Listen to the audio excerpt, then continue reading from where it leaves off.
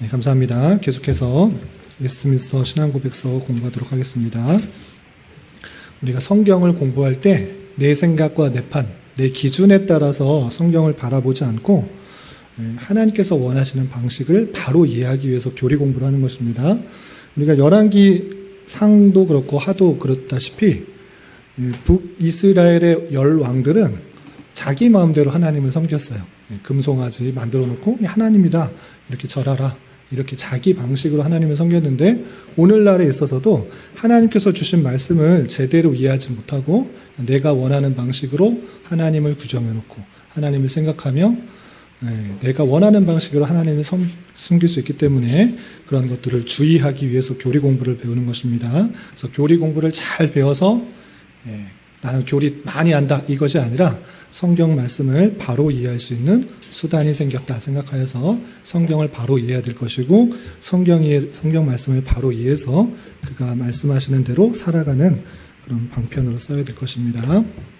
그래서 신앙의 선배들이 계속적으로 다른 방식으로 하나님을 알고 또 신앙생활을 하는 경향이 있어서 여러 회의, 여러 그런 모임들을 통해서 이단들을 정죄하고 바른 신앙이 무엇인지를 정리한 신앙 고백들이 쭉 있는 것입니다. 그 중에 장로교회에서 받아들이고 있는 웨스트민스터 신앙 고백서가 어떻게 정리되어 있는지 가장 기본이 되기 때문에 우리가 배우고 있는 것입니다. 오늘은 84페이지 인간에 대한 하나님의 언약 두 번째 시간 할 텐데 지금 우리가 어디 있는지 위치를 잘 알아야 됩니다. 여러 가지 오랜 기간 동안 교리 공부하면 내가 지금 어디서 무엇을 배우는가 혼돈될 수 있습니다. 그래서 숲을 보면서 나무를 볼 수 있는 그런 안목을 길러야 되는데 지금 우리는 성경의 조직신학적인 여러 가지 틀 중에 순서 중에 인간에 대해서 배우는 것입니다. 맨 처음에는 성경에 대해서 아주 오랫동안 배웠고 그리고 처음 배웠던 것이 하나님에 대해서 그리고 하나님에 대해서 다 배운 다음에 인간에 대해서 배우는 것입니다. 이게 우리 다 잘 따라오고 계시는 거죠. 성경, 그 다음에 하나님, 신론, 그 다음에 인간론에 대해서 배우는 것입니다. 그래서 인간론을 공부할 때 인간에 대해서 우리가 이해할 때 너무 많은 것들이 있기 때문에 편의를 드리기 위해서 세 부분으로 나눠서 인간에 대해서 생각하면 좋다라고 말씀드렸습니다. 첫 번째는 타락 전 인간, 그리고 타락 후 인간, 그리고 회복 후 인간. 이런 식으로 좀 틀을 잡아놓으면 내가 지금 어느 상태에 있는 것인가, 또 이 상태에서 얻을 수 있는 유익은 무엇인가 이렇게 생각할 수 있는 것입니다. 그래서 타락 전의 인간의 모습들, 인간이 어떻게 만들어졌고 인간의 목적이 무엇인지 이런 것에 대해서는 웨스트민스터 신앙 고백서에서는 이미 하나님, 신론의 창조 부분에서 다 설명을 했습니다. 6일 동안 창조하고 마지막 6일 때 인간을 만드셨을 때 사람의 형상으로 만드셨다. 이런 이야기를 다 했고요. 웨스트민스터 신앙 고백서에서는 6장과 7장에서 인간에 대해서 말하는데 6장에서는 타락 후 인간에 대해서 말합니다. 타락 후 인간. 인간이 어떻게 타락했는가? 그리고 타락 후에 미치는 사람의 영향은 무엇인가? 사람의 모습이 어떤가? 이런 것에 대해서 6장에서 잘 배웠는데 핵심적으로 할 때 아담과 하와가 죄를 범하였지만 대표의 성격이 있기 때문에 그의 후손들에게 모두 영향을 미친다. 그리고 완전하게 타락했기 때문에 그 스스로의 어떤 것으로 의가 날 수 없다라는 것들을 6장의 타락 후의 인간의 모습들을 보여준 것입니다. 그리고 7장에서는 회복 후의 인간을 말씀하고 있는데 이 회복이 어떻게 나가느냐가 중요해요. 그래서 6장에서는 완전히 타락하고 부패하고 모든 사람에게 죄가 있기 때문에 스스로는 그렇게 선을 행할 수가 없고 구원에 이를 수 없지만 하나님께서 친히 그 타락한 인간에게 낮아지는 방식으로 완전하신 분이 완전히 크고 위대한 그분이 사람에게 나타나는 방식으로 낮아지는 방식으로 우리에게 임하셨다. 그것이 언약이라는 방식이다라고 표현하고 있습니다. 그래서 첫 번째 언약은 무엇이었느냐? 아담과에 주었던 것처럼 그리고 모든 사람에게 동일하게 준 것처럼 하나님께서 주신 율법을 그대로 다 지킴으로 말미암아 생명을 얻을 수 있다라는 행위 언약이었습니다. 그런데 그 행위 언약을 다 지켰다 못 지켰다? 첫사람부터 지키지 못하였다. 라는 것을 알려주었습니다. 그러면 첫 사람부터 행위 언약을 지키지 못했기 때문에 다 죽음으로 끝나는 것인가? 그런 것이 아니라 다시 한번 언약을 또 다시 맺어주셨다. 이제 행위를 통해서 생명을 얻고 구원을 얻는 방식이 아니라 믿음을 통해서 구원을 얻는 방법. 행위를 통해서는 도저히 구원을 얻을 수 없기 때문에 믿음을 통해서 구원을 얻는 방법을 알려주셨다. 그것이 행위 언약에 반대되는 좀 다른 의미에 있어서 은혜 언약이라고 한다. 이렇게 되었습니다. 다 알고 가시는 거죠? 네, 가만히 계셔서 이해하고 계시는지 전혀 나하고는 상관없다라고 생각하고 계신지 제가 좀 하는데 저 혼자 이렇게 떠드는 거 아니죠. 다 알고 계시는 거죠. 예, 그 정리를 잘 하시고 넘어가셔야 됩니다. 그래서 행위 언약을 다 지키지 못했기 때문에 두 번째 언약으로서 은혜 언약을 주셨는데 다른 면도 있고 공통적인 면이 있다고 말했습니다. 다른 면은 행위를 통해서 구원과 생명을 얻을 수 있는 그런 언약이지만 여기는 믿음을 통해서 행위가 아니라 믿음을 통해서 얻을 수 있는 그런 방편을 줘서 은혜 언약인데 이런 다른 면이 있지만 둘 다 공통점이 있습니다. 어떤 점입니까? 은혜롭게 주신 언약이다. 하나님께서 우리에게 굳이 낮아져서 언약을 맺을 필요가 없는 것입니다.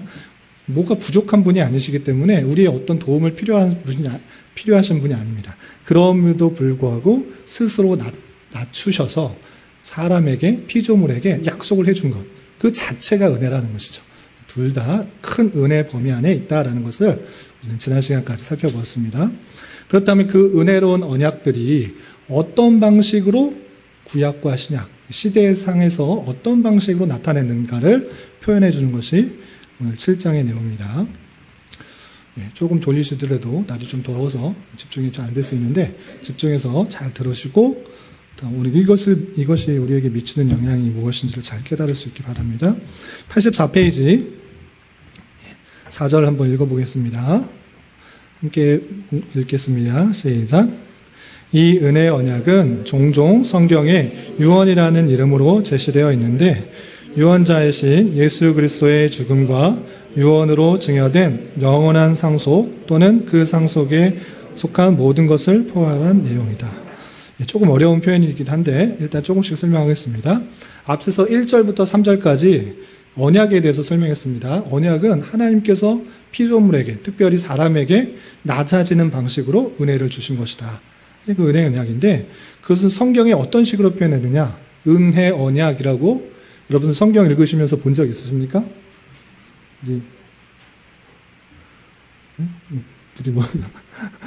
하영이 은혜 언약이라고 성경에 쓰여 있는 거 봤어요? 예, 없죠. 못 봤죠. 은혜 언약이 종종 어떻게 쓰여 있는다?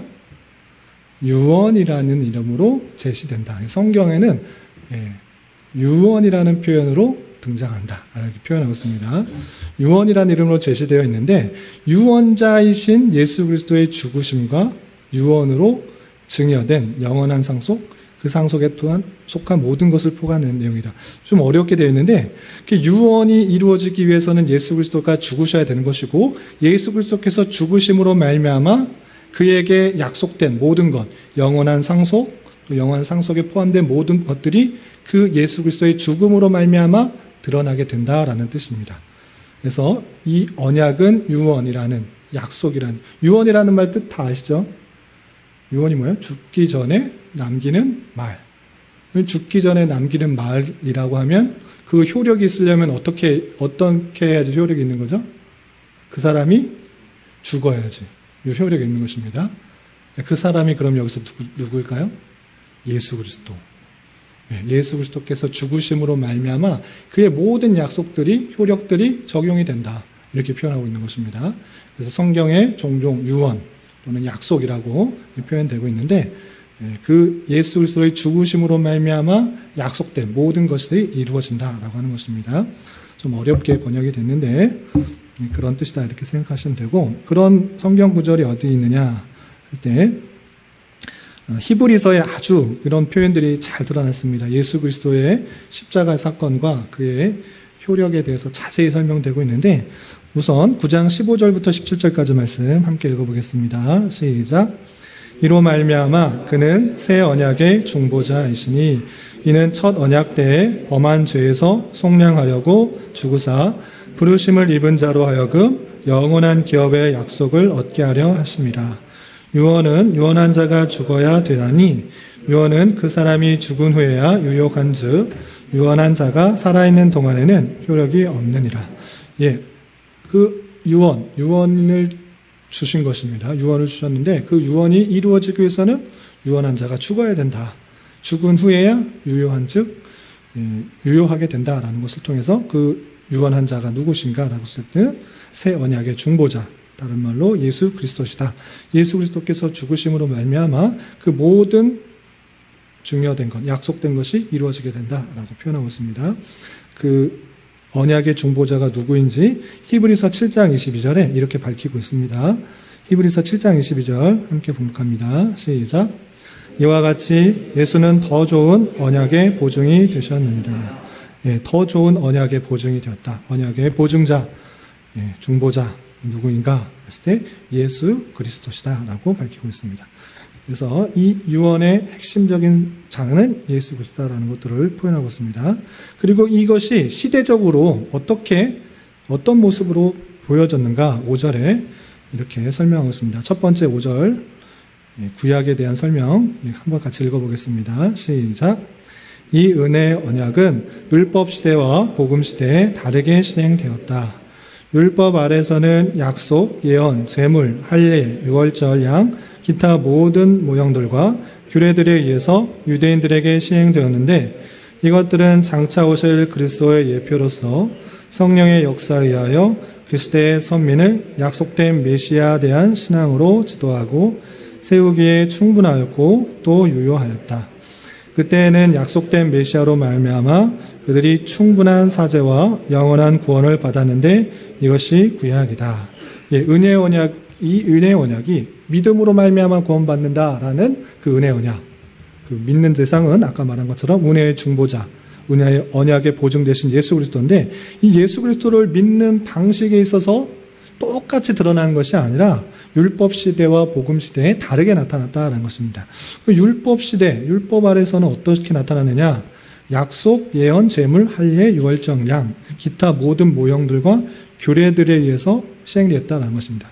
그러니까 구약에 있는 그 모든 것들은 예표, 절기 이런 것들을 보면서 그 자체를 믿는 것이 아니라 오실 예수 그리스도를 믿어야 했다라는 것입니다. 이해가 되시나요? 다 아시는 내용인데 좀 어렵게 표현됐지만 다시 한번 모르시는 분들, 처음 뵈시는 분들을 위해서 다시 한번 정리해서 설명드리겠습니다. 구약 시대에도 마찬가지로 오실 예수님을 믿음으로 말미암아 구원받게 되는데 그 믿는 방식이 구약 시대는 어떻게 표현되냐면 유월절 양을 잡음으로 말미암아 오실 예수를 생각했고 또 절기를 지킴으로 말미암아 오실 예수를 생각했다는 것입니다. 그리고 모든 제사를 지내면서 생각해야 되는 것은 무엇이냐면 이 제사를 지냈기 때문에 내가 구원받았다. 이것을 말하는 것이 아니고 앞으로 제사 지낼 참된 제사를 지낼 그 제사를 생각하면서 제사를 지냄으로 구원에 대해서 생각했다는 것입니다. 그래서 구약시대 모든 예표들, 절기들 이런 것들은 장차 오실 그리스도를 예표하는 기능이었다. 계속적으로 생각나도록 했던 것이다라는 것입니다. 그런데 이런 모든 것들은 그때 당시에 좀 부족했는가, 잘 몰랐는가, 이것이 아니다라는 것입니다. 그때 당시 구약시대에 그걸 보고 오실 메시아에 대해서 확실하게 생각할 수 있었다라는 것입니다. 그래서 성령의 역사에 의하여 그 시대의 선민을 약속된 메시아 신앙으로 지도하고 세우기에 충분했다, 부족했다? 충분했다. 이것이 중요합니다. 잘 몰랐다. 제사 지내면서 이거 뭐지? 왜 제사 지내지? 이렇게 생각하지 않고 그것을 생각하면서 충분하고도 유효하게 그것을 주신 것이다 라고 표현하고 있는 것입니다. 그때는 약속된 메시아로 말미암아 그들이 충분한 사죄와 영원한 구원을 받았는데 이것이 구약이다. 그러니까 구약 시대에는 예수님께서 오시지 않았기 때문에 오실 예수님에 대해서 생각할 수 있도록 다양한 제사 제도 방법이나 절기나 유월절 양등이나 여러 가지 규례들을 통하여서 오실 예수님을 생각하도록 했는데 그 자체는 그들이 오실 예수님에 대해서 생각하기에 충분하고도 유효한 방편이었다. 이것을 아는 것이 중요합니다. 이것이 구약시대에 나타난 모습들이라는 것입니다. 여러 가지 것들이 있는데 다 읽진 않고 10번 각주 한번 보겠습니다. 고린도전서 5장 7절. 고린도전서 5장 7절 말씀 함께 읽어보겠습니다. 시작. 너희는 누룩 없는 자인데 새 덩어리가 되기 위하여 묵은 누룩을 내버리라. 우리의 유월절 양 곧 그리스도께서 희생되셨느니라. 예, 계속적으로 말하고 있는 그 유월절 양, 계속적으로 구약시대에 표현된 유월절 양, 유월절 때 뭐 하냐면 양을 잡아서 피를 흘리는 그런 것이 있었습니다. 그것을 통해서 구약시대에 출애굽했었던 일, 죽음을 보지 않고 우리가 건짐을 받을 수 있었다. 구원을 받을 수 있었다. 이것들을 계속하도록 생각하도록 했는데 그 유월절 양이 다른 것이 아니라 예수 그리스도시다. 그래서 유월절 양 그리스도께서 희생된 것을 뜻하는 것이다 라고 표현하고 있는 것입니다. 그래서 유월절 양은 장차 오실 그리스도를 예표하는 그런 기능을 했던 것이다 라는 것입니다. 또 어떤 것들이 있냐면 85페이지 각주 10번을 보시면 골로새서 2장 11절 12절 모습이 있는데 비슷한 표현입니다. 같이 한번 읽어보겠습니다. 시작. 또 그 안에서 너희가 손으로 하지 아니한 할례를 받았으니 곧 육의 몸을 벗는 것이요 그리스도의 할례니라. 너희가 세례로 그리스도와 함께 장사되고 또 죽은 가운데서 그를 일으키신 하나님의 역사를 믿음으로 말미암아 그 안에서 함께 일으키심을 받았느니라. 예, 할례, 구약시대 할례를 행하는 그런 뭐 제도가 있었습니다. 왜 할례를 행했는가라고 했을 때 장차 오실 예수 그리스도로 말미암아 죄 씻음을 받게 되는 하나의 표로서 받게 된 것이다. 그래서 이제는 할례를 하는 것이 아니라 세례를 통해서 그리스도와 함께 장사되고 또 죽은 자들 가운데서 일으키심을 받는다는 것을 생각할 수 있도록 하였다는 것입니다. 그래서 구약의 여러 가지 절기나 뭐 예절, 뭐 여러 가지 규례들, 모형들은 다 예수 그리스도로 말미암아 어떻게 될 것들을 생각하게 하도록 한 것이다. 예표적인 기능을 하는 것이다. 그림자와 같은 기능을 하는 것이다. 라는 것들을 표현하고 있는 것입니다. 또 각주 11번을 보시면 그때에는 약속된 메시로로 말미암아 라는 것이 있는데 그것에 해당되는 우리 성경 구절 요한복음 8장 56절 한번 읽어보겠습니다. 시작. 너희 조상 아브라함은 나의 때 볼 것을 즐거워하다가 보고 기뻐하였느니라. 이 아브라함 때에 나의 때 볼 것을 즐거워하고 보고 기뻐하였다. 약속된 메시아를 미리 이렇게 내다보고 있었다라는 것입니다. 그래서 오실 메시아를 통해서 우리가 구원받는다는 것을 생각하고 있었다. 그 약속된 메시아에 대해서 구약 성도들은 다 기억하고 있다라고 표현하고 있는 것입니다.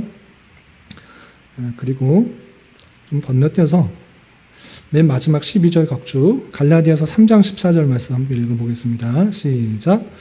이는 그리스도 예수 안에서 아브라함의 복이 이방인에게 미치게 하고 또 우리로 하여금 믿음으로 말미암아 성령의 약속을 받게 하려 함이라. 예, 아브라함의 복이 예수님 안에서 이방인에게 미치게 하고 또 우리로 하여금 믿음으로 말미암아 성령의 약속을 받게 할 것이다. 이것은 오실 예수 그리스도에 대한 그런 예표로서 약속으로서 이제 그 아브라함에 대한 그 복, 하나님의 택하신 백성의 복이 이방인에게도 미치게 되었다라는 것들을 보여주고 있습니다. 그래서 아브라함의 복, 이런 모든 구약적인 것들은 이제 신약 시대로 말미암아 그리스도 안에서 이방인에게도 미치게 된 그 사실들을 밝혀주고 있습니다. 이렇게 구약 시대는 그 은혜 언약이 예수 그리스도, 오실 예수 그리스도에 대한 다양한 예표적인 것들로 표현되고 있다라는 것이고요. 그렇다면 신약 시대는 어떻게 바뀌었는가? 그것이 6절에 이렇게 표현되고 있습니다. 85페이지 6절 말씀 같이 한번 읽어보겠습니다. 시작. 복음 아래에서는 실체이신 그리스도께서 나타나셨고 이 언약 실시의 규례로서 말씀의 선포와 성례의 시행이 있는데 이 규례들이 수요로 보아서는 적고 보다 단순하게 시행되며 외관상 보다 덜 영광스러우나 그것으로서 더욱 충만하고도 명확한 영적 효력을 모든 민족에게 나타낸다. 이것을 신약이라고 부른다. 그런 고로 실체에 있어서 다른 두 은혜 언약이 있는 것이 아니라 다양한 섭리 아래 하나요 동일한 은혜 언약이 있다. 예, 신약 시대는 어떻게 되느냐? 실체이신 구약 시대 많은 예표들, 절기들, 그런 뭐 규례들 이런 것들이 이제 예표됐었는데 그것이 이제 실제로서의 예수 그리스도께서 나타나셨다라는 것입니다. 그래서 그 예수 그리스도께서 나타나셔서 실시되는 그 방식에 있어서는 말씀의 선포 또 성례, 세례와 성찬이 시행됨으로 말미암아 예수 그리스도께서 행하신 그 모든 것들이 다 드러나는 방식으로 했다는 것입니다. 절기를 지키거나 뭐 제사를 드리거나 뭐 이런 방식으로는 이제 하지 않고 말씀의 선포, 성례의 시행으로 예수 그리스도의 어떠하심들이 드러난다라는 것입니다. 그래서 이 규례들, 구약에 비해 볼 때 말씀 선포, 성례 이것을 보면 너무나 작아 보이고 단순해 보이지만 또 영광이 덜해 보이는 것 같아 보이지만 훨씬 더 충만하고도 명확한 효력을 모든 민족에게 나타낸다. 유대인과 이방인에게 나타낸다라는 것입니다. 이해되시죠? 구약시대에는 많은 약속, 예언, 절기, 제물, 할례, 유월절 등등 많았습니다. 그런데 이제는 예수 그리스도께 오심으로 말미암아 그 뜻이 어떻게 드러나냐? 말씀 선포와 성례로 드러난다. 그런데 그냥 겉으로 보아서는 좀 단순하다. 영광스러움이 없어 보이지만 명확하고도 충만한 효력을 유대인과 이방인에게 나타낸다는 것입니다. 그래서 이것을 신약이라고 부른다. 예수님께서 오시기 전은 구약, 예수님께서 오신 이유는 신약이라고 한다. 다시 아시는 내용인데 다시 한번 정리해서 이렇게 이해하시면 되겠습니다. 그리고 실체에 있어서는 다른 두 은혜 언약이 있는 것이 아니라 다양한 섭리 아래 하나요 동일한 은혜 언약이다라는 것입니다. 구약도 은혜 언약, 신약도 은혜 언약인 것입니다. 이해가 되시죠? 구약은 행위 언약이 아니고 구약은 행위 언약, 신약은 은혜 언약 이렇게 나누는 거 아닙니다. 행위 언약은 오직 첫사람인 아담과 하와에게만 있었던 그런 내용이고 그 이후에는 계속 다 은혜 언약인데 예수님께서 오시기 전에는 구약, 오실 예수님을 믿는 것이고 오신 이후에는 말씀 선포와 성례의 시행으로 말미암아 오신 예수님에 대해서 깨닫는 방식으로 신약이라고 부른다. 똑같이 다양한 섭리 아래 하나요. 동일한 은혜 언약이다라고 표현하고 있는 것입니다. 이해가 되시나요? 우리 하람이 이해돼요? 예, 하람이 이해됐으면. 예. 각주 여러 가지 것들이 있는데 첫 번째 13번의 각주 한번 보겠습니다. 골로새서 2장 17절 복음 아래에서 실체이신 그리스도께서라고 하는 그 부분에 있어서 해당 관련 구절인데 골로새서 2장 17절 함께 읽어보겠습니다. 시작. 이것들은 장래일의 그림자이나 몸은 그리스도의 것이니라. 구약에 있는 여러 가지 것들은 그림자다. 그림자는 실체가 있기 때문에 그림자가 생기지 않습니까? 실체가 없으면 그림자가 없는 것입니다.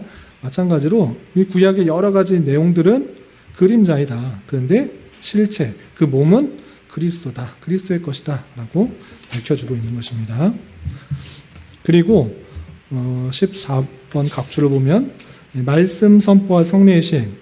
이제 신약 시대에서는 예수 그리스도에 대한 것을 어떻게 이해하느냐, 어떻게 알 수 있느냐, 그 은혜와 그 사랑과 그의 구원의 내용들을 어떻게 할 수 있느냐, 말씀 선포와 성례 시행인데 그것이 해당되는 구절 고린도전서 11장 23절 25절에 있습니다. 한번 읽어보겠습니다. 시작.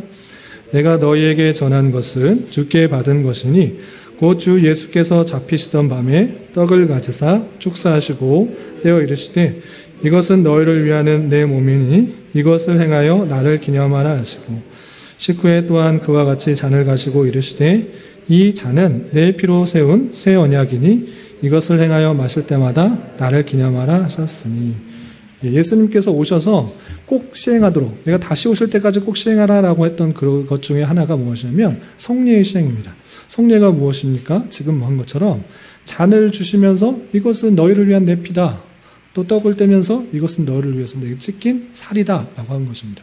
그러니까 찢기신 살과 피를 생각할 수 있도록 하는 것이 성례인 성찬인 것입니다. 그래서 성찬을 통해서 예수님께서 우리를 대신하여 죽으셨다라는 것들을 생각하도록 하는 아주 중요한 의식인 것입니다. 이것을 주님께서 행하라고 하셨기 때문에 당연히 교회는 이 성찬을 행해야 하는 것입니다. 그래서 종교개혁 시대에서는 이 중요한 내용들을 바르게 이해해서 시행하는 것이 중요하다. 매번 아무 의식 없이 좀 잘못된 이해 가운데 시행하는 것이 아니라 바른 이해 가운데 의미들을 잘 생각해서 성찬을 자주 시행하자라고 이렇게 강조했던 것입니다. 그래서 아무리 제가 예수님께서 우리를 위해 십자가에 달려 돌아가셨습니다 라고 말하는 것보다 더하여서 실제 눈으로 예수님께서 우리를 위하여 희생당하셨습니다. 찢기시고 피를 흘리셨습니다. 우리를 위해 하신 것입니다. 정말 그러한 것들을 생각할 수 있도록 눈에 보이는 말씀으로 시행하라고 하신 이 성찬이 있으니 이것들을 통해서 우리의 믿음이 더 강화되는 것입니다.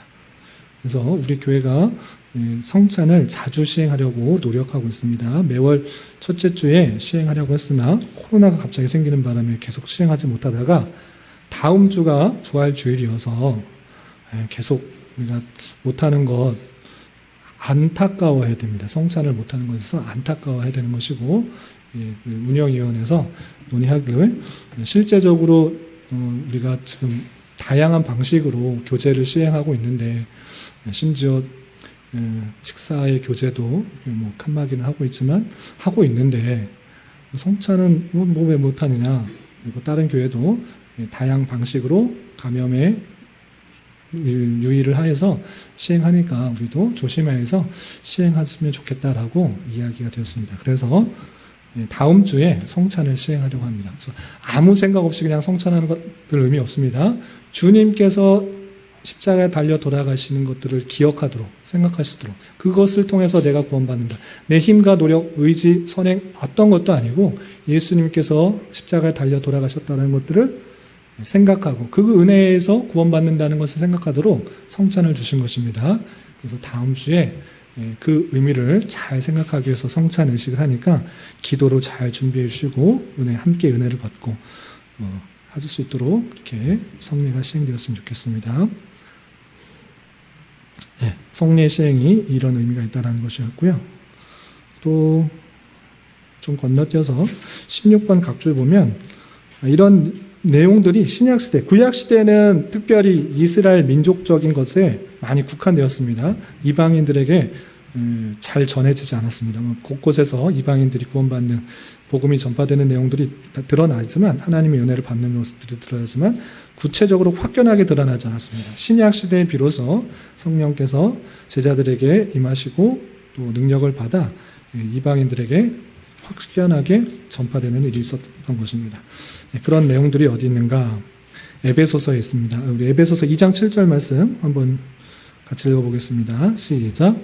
이는 그리스도 예수 안에서 우리에게 자비하심으로써 그 은혜의 지극히 풍성함을 오는 여러 세대에 나타내려 하심이라. 에베소서는 바울 사도가 에베소 성도에 쓴 것입니다. 이 에베소는 아시다시피 유대에 있는 곳이 아니고 이방인에 있는 곳입니다. 그 이방인 성도들에게 알려주는 것입니다.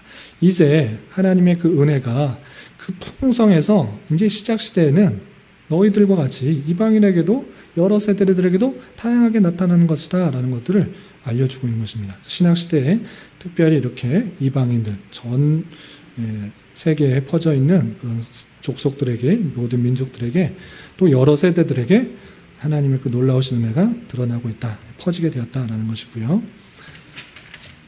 같은 표현으로 에베소서 2장 15절 17절 있는데 15절부터 19절까지 같이 한번 읽어보겠습니다. 시작.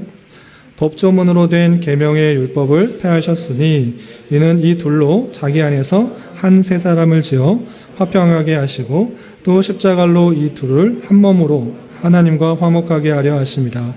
원수된 것을 십자가로 소멸하시고 또 오셔서 먼 데 있는 너희에게 평안을 전하시고 가까운 데 있는 자들에게 평안을 정하셨으니 이는 그로 말미암아 우리 둘이 한 성령 안에서 아버지께 나아감을 얻게 하려 하심이라.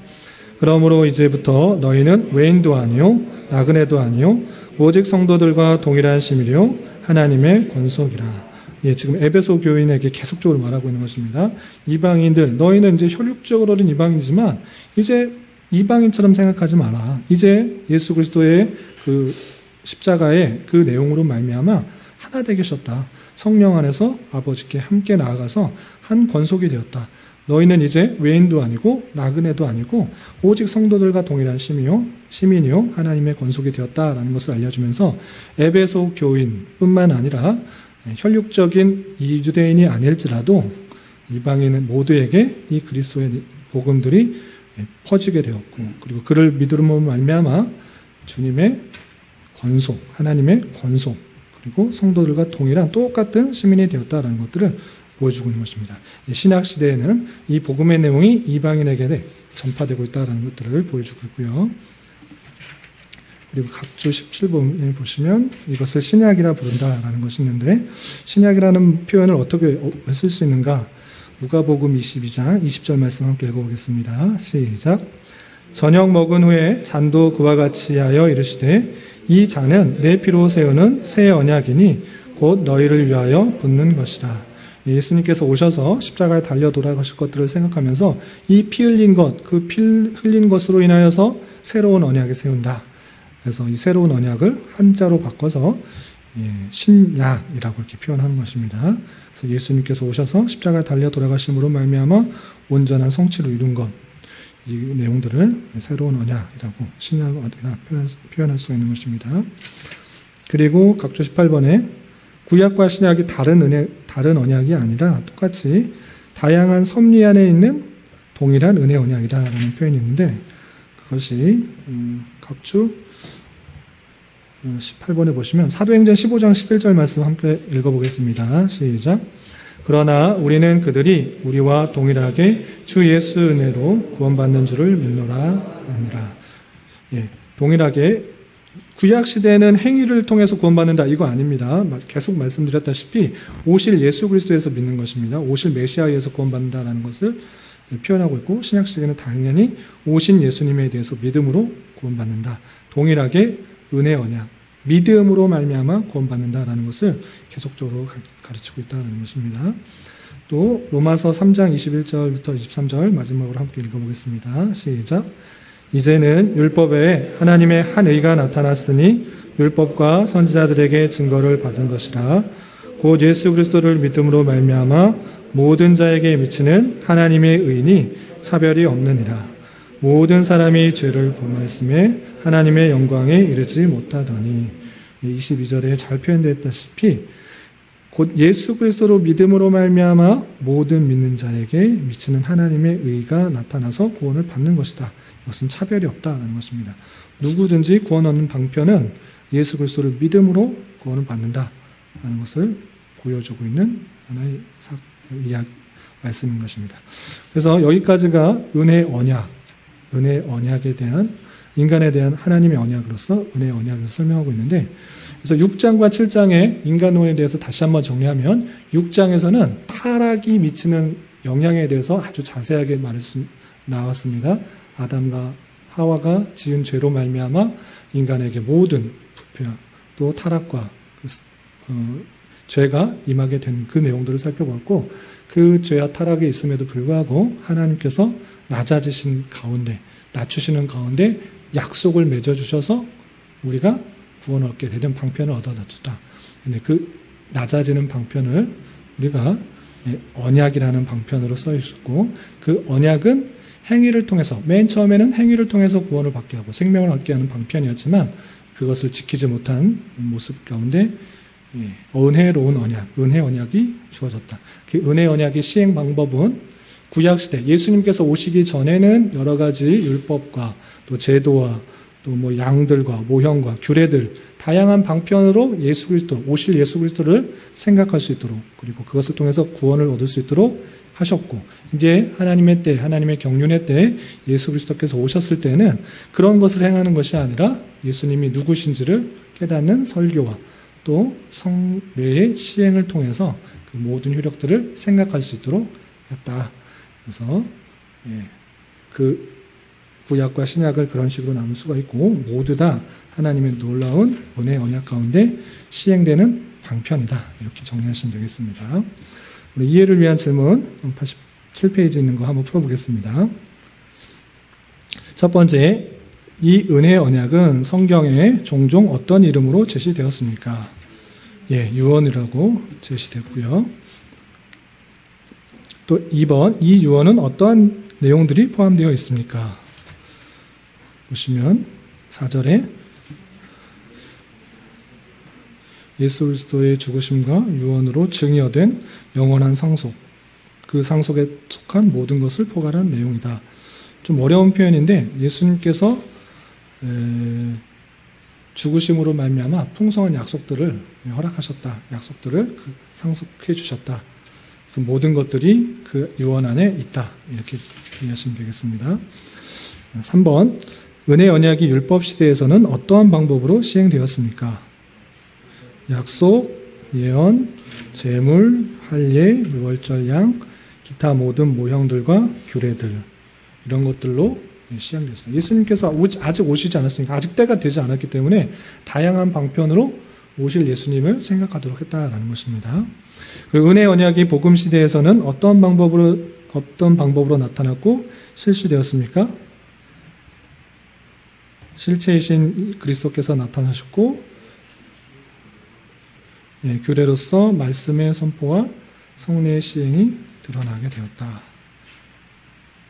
예수님께서 오셔서 다른 그런 제도와 율법들을 행하는 것이 아니라 말씀 선포, 성례의 시행하는 것으로 이제 그 은혜 언약들이 드러나고 있다는 것입니다. 자, 5번, 구약과 신약의 뜻이 무엇이며 어떠한 차이가 있습니까?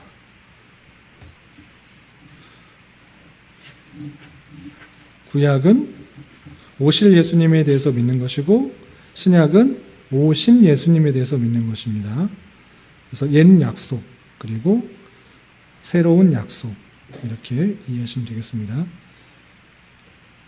이해 안 되는 거 있으시면 물어보시고 질문하시고 얘기해 주시기 바랍니다. 하영이 알겠죠? 알아요? 이해가 다 알았던 내용이죠? 구약 신약에 대해서 많이 들었던 분은 익숙한 내용인데 처음 들으신 분이 있으실까봐 다시 한번 정리한다 이렇게 생각하시고 넘어갔으면 좋겠습니다. 자, 구약과 신약에 있어서의 공통점은 무엇입니까? 예수님을 믿고 구원받는 것. 동일한 하나님의 은혜 언약 가운데 믿음으로 말미암아 구원을 받는다라는 그 공통점이 있는 것입니다. 그래서 어려운 표현으로 들어보셨는지 모르겠지만 언약의 통일성이라는 표현을 그냥 씁니다. 잊으셔도 되고 알고 계시는 분은 확인하셔도 되고, 언약의 통일성이라는 것은 무엇이냐면 구약 시대에도 동일하게 예수 그리스도를 믿음으로 구원을 받는다. 신약 시대도 예수 그리스도를 믿음으로 말미암아 구원받는다. 우리가 구약 시대나 신약 시대나 우리가 구원받는 방편은 행위를 통해서 구원받는 것이 아니라 믿음으로 말미암아 구원을 받는다. 그래서 언약이 구약 시대나 신약 시대나 동일하다라고 표현할 때 언약의 통일성이라는 표현을 신학적 용어로 쓰고 있는데 그걸 알아주시기 바라고, 그런데 구약 시대는 아직 오시지 않았기 때문에 다양한 예표를 통해서 예수 그리스도를 생각하는 것이 중요합니다.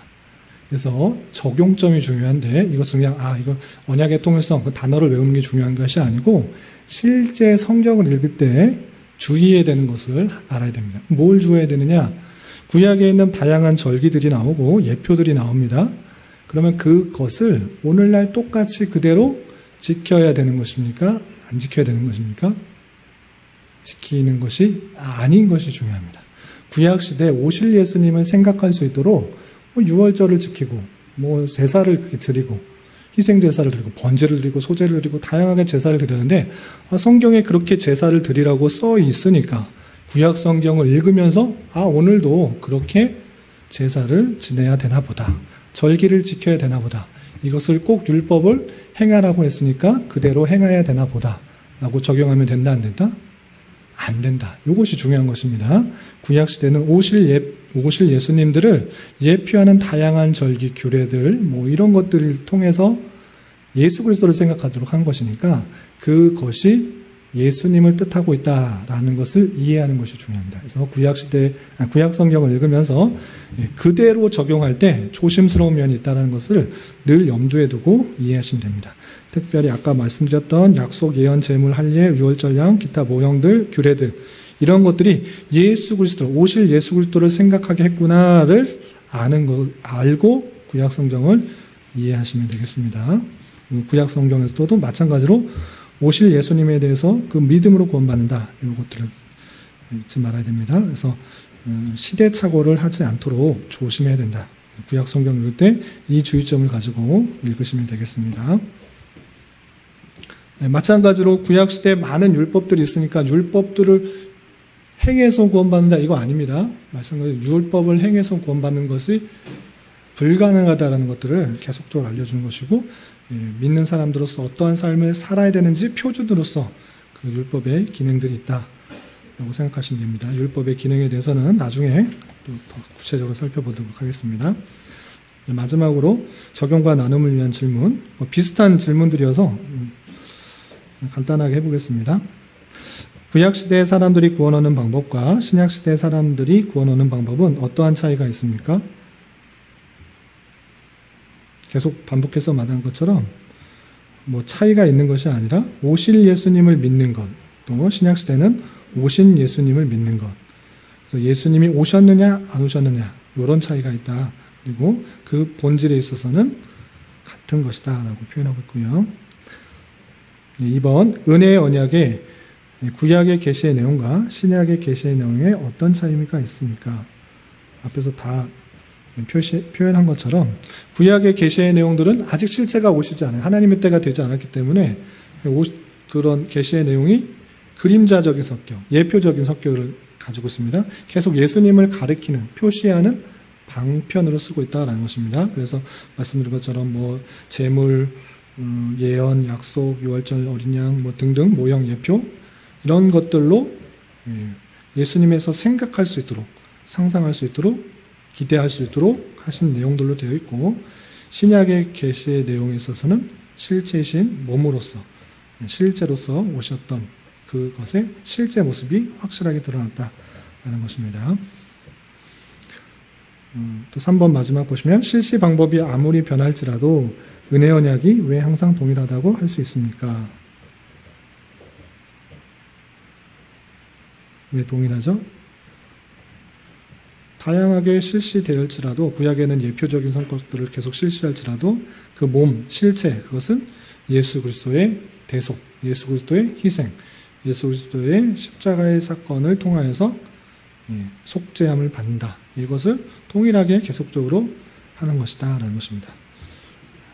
비슷한 내용들을 그냥 문제만 바꿔가지고 했던 그런 질문들이어서 그렇게 어렵지 않을 것을 생각하고, 원래 그 회복 후의 인간에 있어서 더 말할 것들이 있는데, 웨스트민스터 신앙고백서에서는 특별히 회복이 어떻게 일어나는가, 그것에 대해서 더 중점을 두고 있습니다. 그래서 7장에 언약을 통해서 회복이 된다라는 것들을 강조합니다. 그 언약은 인간의 스스로의 힘 이런 것들이 아니고 하나님께서 낮아주시는 방법으로, 은혜를 주시는 방법으로, 긍휼을 주시는 방법으로 약속을 해주신 것이고, 그것을 통해서 우리가 죄와 비참의 그 상태에서 다시 회복할 수 있도록 하는 그런 은혜가 되는데, 그 방편은 예수 그리스도, 그 실체이신 모든 것의 예표이신 예수 그리스도를 믿음으로 말미암아 되는 것이다 라고 표현하고 있습니다.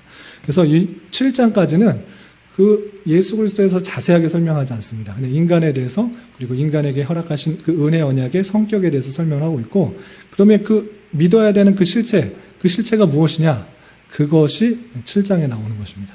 이해가 되시죠?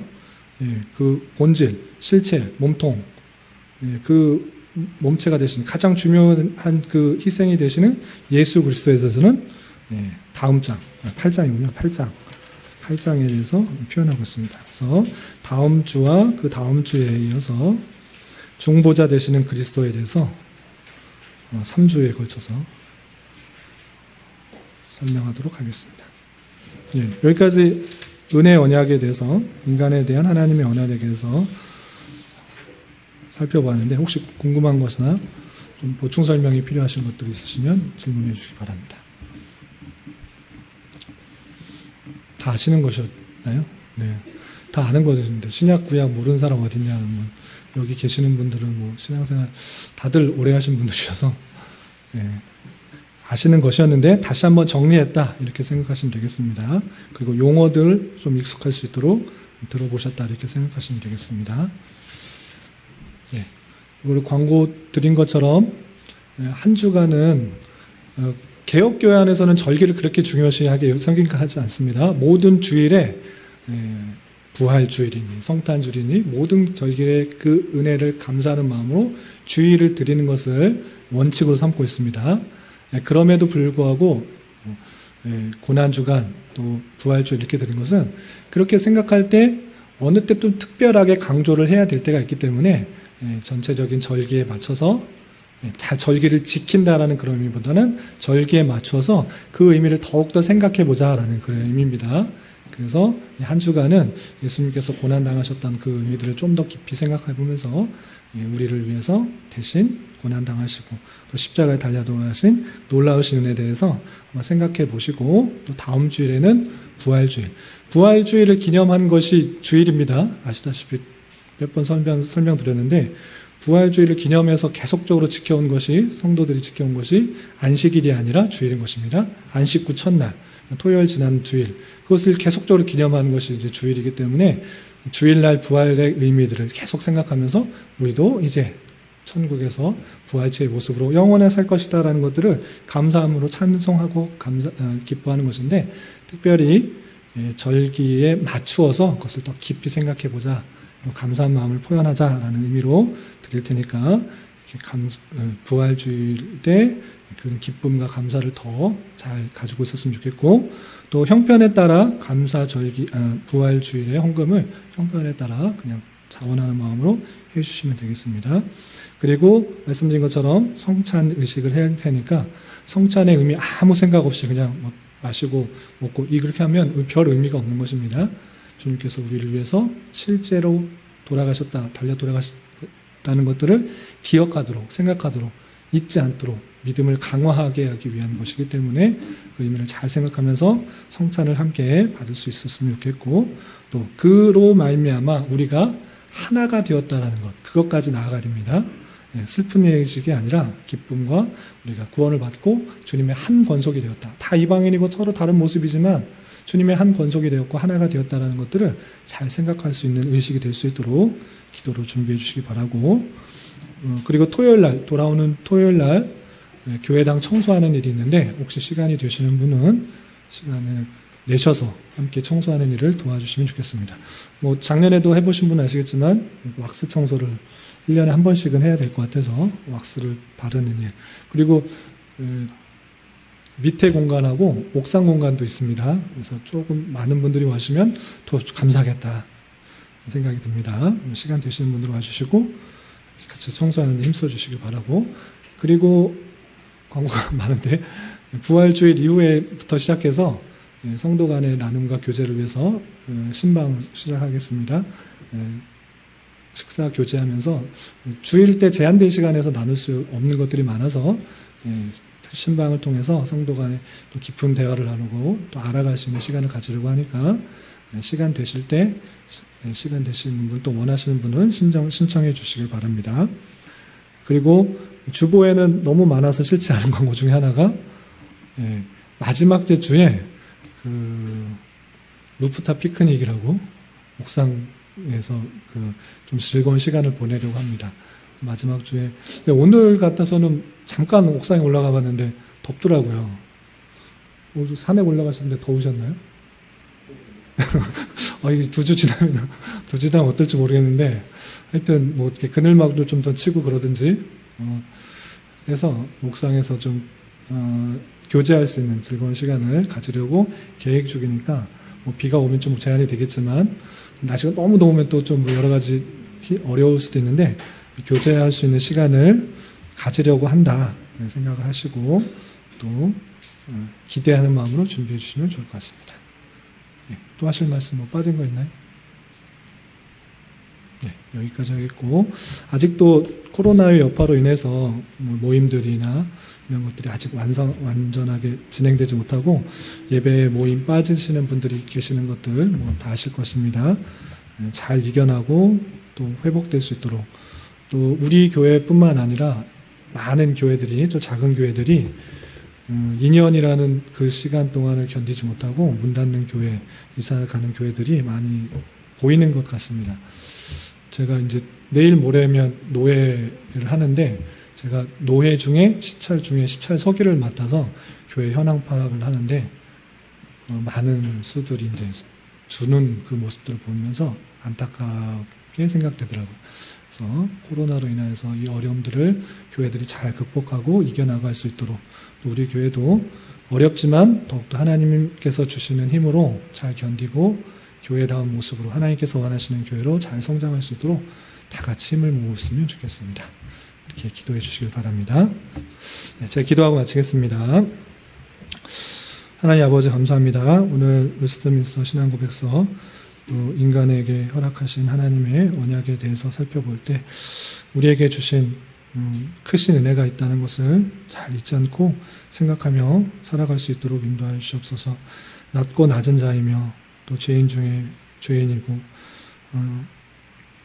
아무것도 선을 행할 수 없는 그런 자임에도 불구하고 하나님께서 택하여 주시고 또 은혜 주셔서 그 말씀을 듣게 하시고 그 말씀에 따라 또 믿게 하신 은혜들을 기억하며 우리가 그 놀라운 하나님의 섭리에 있다는 것을 잊지 않고 우리에게 주어진 삶을 잘 살아갈 수 있도록 인도하여 주시고 때때로 닥치게 되는 여러 가지 어려움과 혼란 또 예기치 않은 일들로 인해서 낭만과 좌절하기보다는 하나님의 뜻을 더욱더 기도하며 기대하며 하나님의 놀라우신 섭리를 잘 깨달을 수 있는 하나님의 어떠하심들을 잘 깨달을 수 있는 수단으로 여길 수 있도록 인도하여 주시옵소서. 특별히 성도들 가운데 육체의 연약함으로 또 육체의 질병 가운데 또 힘들어하고 어려워하는 지체들이 있습니다. 주님께서 함께하여 주시고 회복하여 주셔서 온전한 몸으로 또 하나님께서 맡겨주신 여러 가지 일들을 잘 감당하며 하나님께서 주시는 풍성한 은혜 가운데 또 감사와 찬송이 넘치는 삶을 함께 누릴 수 있도록 인도하여 주시옵소서. 한 주간은 고난주간으로 보내며 또 다음 주에는 부활주의로 보내기 원합니다. 그 의미들을 잘 생각하며 기뻐하고 또 즐거워할 수 있는 그런 시간 될 수 있도록 인도하여 주시옵소서. 이제 마치고 돌아가려고 합니다. 돌아가는 발걸음도 안전하게 지켜 보호해 주시고 각자의 삶의 처소에서 주님과 동행하며 승리하는 삶 살게 하여 주시옵소서. 예수님의 이름으로 기도드리옵나이다. 아멘.